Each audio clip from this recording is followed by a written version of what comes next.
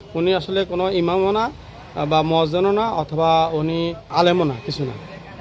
হয়তো কণ্ঠস্বর ভালো আছিল, তবে আমি পরবর্তীতে খবর নিয়ে জানছি উনি একজন কন্টেন্ট ক্রিয়েটর। এই সাথে গজল টজল গায়, আর কণ্ঠস্বর ভালো হওয়ার কারণে মাঝে মাঝে আমি বলতাম ঠিক আছে আজকে আজানটা আপনি দিয়ে দেন, এরকমই। আম্মু, তুমি কিভাবে পারলে আমাদেরকে এভাবে ফেলে রেখে চলে যাইতে? আমাদের তো অনেক খারাপ লাগে তোমার ছাড়া। নোয়াখালী চাটখিল উপজেলার 3 সন্তানকে ফেলে রেখে নগদ টাকা, বিপুল পরিমাণ স্বর্ণালংকার এবং মালামাল নিয়ে এক কানাডা প্রবাসীর স্ত্রী নিশাদ আক্তার চাটখিলেরই একটি মসজিদের মুয়াজ্জিন রিয়াজ হোসেনের সাথে পরকীয়া প্রেমের টানে ঘর ছেড়েছেন বলে অভিযোগ উঠেছে। তবে অনেকে বলছেন অভিযুক্ত মুয়াজ্জিন ডিগ্রিধারী কিংবা প্রশিক্ষণপ্রাপ্ত কোনো মুয়াজ্জিন নয় এবং স্বীকৃত আলেম ওলামাও নন। তিনি আসলে একজন কন্টেন্ট ক্রিয়েটর।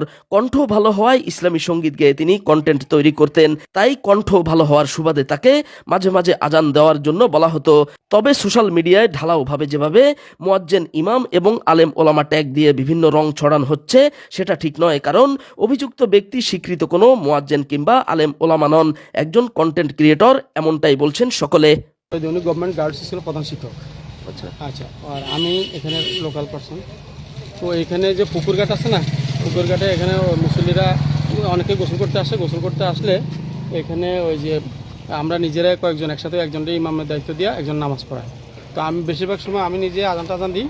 তো কোনো কারণে হয়তো ওনার সাথে দেখা যাচ্ছে ওনার কণ্ঠ ভালো, ওনাকে বললাম যে ভাই আচ্ছা ঠিক আছে আপনার কণ্ঠ ভালো, আপনার আজানটা দিয়ে দেন, এরকম। উনি আসলে কোনো ইমামও না বা মুয়াজ্জিনও না অথবা উনি ওই যে কী বলে আলেমও না, কিছু না।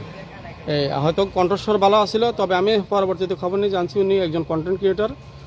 এই সাথে গজল টজল গায়, আর কণ্ঠস্বর ভালো হওয়ার কারণে মাঝে মাঝে আমি বলতাম ঠিক আছে আজকে আজানটা আপনি দিয়ে দেন, এরকমই। আলেম ওলামারা এটা হয়তো আমাদের ধর্মীয় অনুভূতি আঘাত লাগানোর জন্য অনেক রকম অনেকে বিভিন্ন রকম ইস্যু সৃষ্টি করে।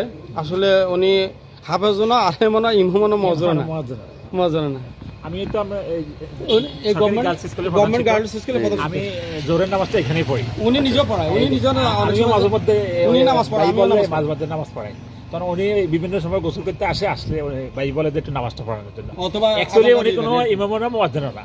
আসলে মূলত উনি কন্টেন্ট ক্রিয়েটর এবং উনি ওই যে বিভিন্ন জায়গায় ভিডিও ছাড়ে, এগুলো করে। অ্যাকচুয়ালি মূলত উনি মসজিদে কোনো ইমামও না, মুয়াজ্জিনও না, কিছু না। আসলে ঘটনাটাকে কেন্দ্র করে যে বিভিন্ন ধরনের ইসলাম বিদ্বেষী মনোভাব অনেকে পোষণ করতেছে, এটা থেকে আসলে বিরত থাকতে হবে, নাহলে ধর্ম অবমাননা হচ্ছে আসলে। কারণ এটা আসলে ইমাম মুয়াজ্জিনকে হেন করার জন্য অনেকে একটা গোষ্ঠী চেষ্টা করতেছে। আসলে এটা সম্পূর্ণ এটা বন্ধ করতে হবে। আসলে এটা উনি ব্যক্তিগতভাবে দায়ী থাকতে পারে, কিন্তু এটার জন্য ইমাম এবং মুয়াজ্জিন এরা তো এটার জন্য দায়ী থাকতে পারে না। উনি ব্যক্তিগতভাবে মনের কাজের জন্য